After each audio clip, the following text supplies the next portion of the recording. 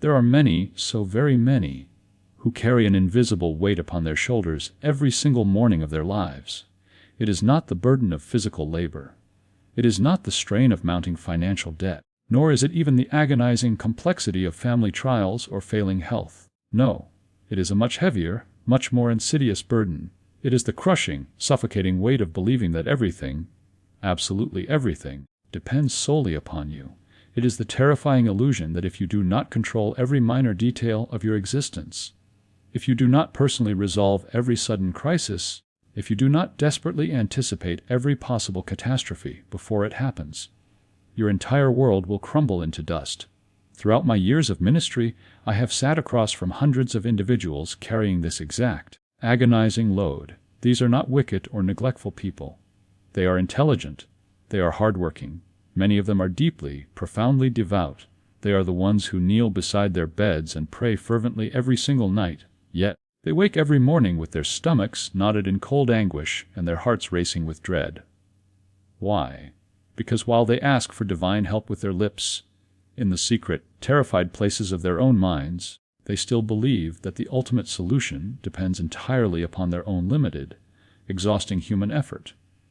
They pray to a God of infinite power, but they act as though they are the general managers of the universe, forced to hold the sky up with their own two hands. Herein lies the great spiritual tragedy of our modern age. The problem these people face is not a lack of faith. Not at all. They have plenty of faith. Their problem is a lack of trust. You must understand there is a profound, life-altering difference between believing in God and trusting God. Believing is intellectual. It is safe. It is an assent of the conscious mind to a theological proposition. You can believe in the principle of aerodynamics while standing firmly on the ground, absolutely terrified to board the airplane. Belief stays in the head. But trusting is visceral. Trusting is the act of boarding the plane. Trusting is the conscious, deliberate, sometimes frightening act of letting go of the controls.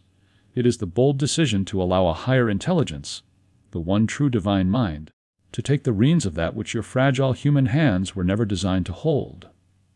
When you truly grasp this difference, when you move from the intellectual head to the trusting heart, everything in your life changes. The very atmosphere around you shifts. Today, in this very moment, you must quiet your frantic mind and hear the direct, unmistakable message that the divine mind is whispering to your spirit right now. Stop stressing over what I have already resolved. Listen to those words again. Let them echo in the silent chambers of your consciousness.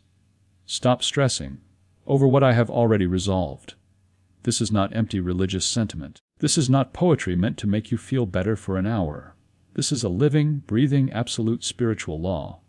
You see, spiritual stress and chronic anxiety are always born from a very specific, hidden error in your thinking. It is the arrogant, fearful belief that God helps in general, that God handles the spinning of the planets and the changing of the seasons, but that your particular problem is somehow too complicated, too urgent, too messy, or too human for divine providence to handle in time.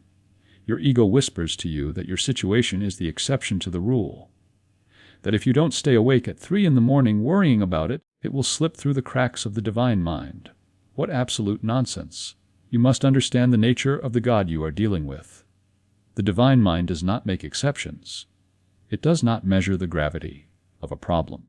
To infinite intelligence, healing a severe illness, paying a looming debt, or mending a broken relationship is no more difficult than manifesting a blade of grass.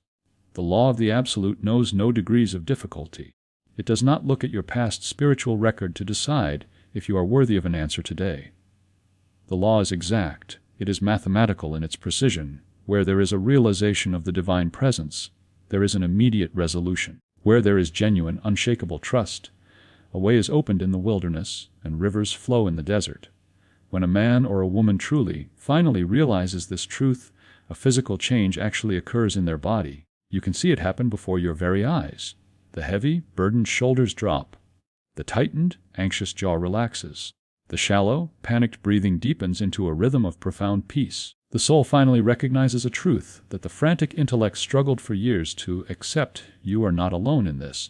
You are not carrying this burden by yourself. And the profound, beautiful truth is, you never were. The presence of the divine is already working on your behalf, arranging the perfect solution, shifting the pieces on the board long before your human eyes can perceive the physical results. Your anxiety is not protecting you. It is only blinding you to the rescue that is already here. You only need to step out of the way, let go of the invisible weight, and let the divine mind do its perfect work. Let us look closely at the actual mechanics of your own mind. I want you to consider the story of a man I counseled years ago. We will call him Benigno. He was the owner of a small, struggling hardware store that he had inherited from his father. For 3 consecutive years, his business had been losing customers. His debts to suppliers were mounting like a dark cloud over his life. Benigno had developed a terrible, destructive habit. Every single night, exactly at 3 o'clock in the morning, his eyes would snap open. His heart would pound furiously in his chest, and he would lie there in the dark, mentally rehearsing every single unpaid bill, every lost client, every impending disaster. He was trying to solve his problems through the sheer force of human panic. But of course, he found no solution. He only found more exhaustion. One day, he read a simple, profound sentence of spiritual truth that stopped him in his tracks. The sentence was this. He read that phrase 3 times. Something deep within his soul shifted. You see, an anxious, terrified mind is exactly like a pool of muddy, turbulent water. It may contain a beautiful, perfect jewel at the very bottom, but as long as the water is violently agitated by the storm of your fear, you will never be able to see it. Continuous stress is not a sign that you are a responsible person taking your life seriously. That is a lie of the ego. Continuous stress is a glaring signal of spiritual disconnection. A person who is truly, consciously connected to the divine mind does not live in a state of panic. They live in a state of quiet, unshakable expectation. They know that the intelligence that governs the cosmos does not require their frantic 300 a.m. worrying to get the job done. So, how do we move from this paralyzing panic into the profound peace of divine expectation? We do not do it by begging a distant God in the sky to change his mind and have mercy on us. We do it through the exact, methodical practice of what I call scientific prayer, or metaphysical treatment. Scientific prayer does not work the way the majority of humanity imagines. It is not sending a desperate petition up to heaven and waiting for a package to be delivered, as if God were a cosmic courier service. True prayer is a deliberate change of your own consciousness. It is an internal transformation that reorders your perception and clears the mental channels that your stress had completely blocked. When you pray from a place of anguish, from a place of fear, from a place of desperate urgency, you are praying from a consciousness of lack. And the spiritual law is absolute. A consciousness of lack can only attract more experiences of lack. Not because God is punishing you, but because a mind tuned to the frequency of terror can only perceive the evidence of what it fears. Scientific prayer completely reverses this process through 5 distinct, powerful steps. Before you speak a single word about your problem, you must deliberately turn your back on it. You must recognize the absolute nature of God. God is omnipresent, everywhere. God is omnipotent, all-powerful. God is omniscient, all-knowing. The divine mind fills all of space, including the very situation that terrifies you. There is no dark corner of your finances, your health, or your family where the presence is not already active. You must remember who you are. We are not separate, pathetic creatures begging for scraps from a distant deity. We are individualized expressions of the divine life. We are direct channels for infinite intelligence. When you affirm your absolute oneness with God, you are not being arrogant. You are simply claiming your spiritual birthright. You declare, I am one with the mind that has already solved this. In this step, you stop wishing for a future solution, and you declare it as a present reality. The solution exists in the spiritual realm right now, even if your physical eyes cannot yet see it.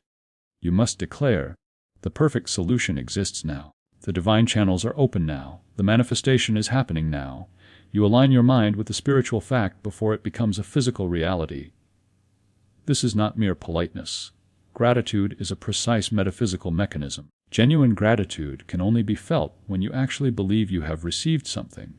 Therefore, to feel deep, emotional gratitude before the physical manifestation appears is the most powerful demonstration of real faith you can ever produce. Gratitude is the wax seal on the envelope of your prayer. Without it, the letter is never sent. Once the treatment is complete, you must drop the matter completely from your anxious mind. You do not check on it every 5 minutes.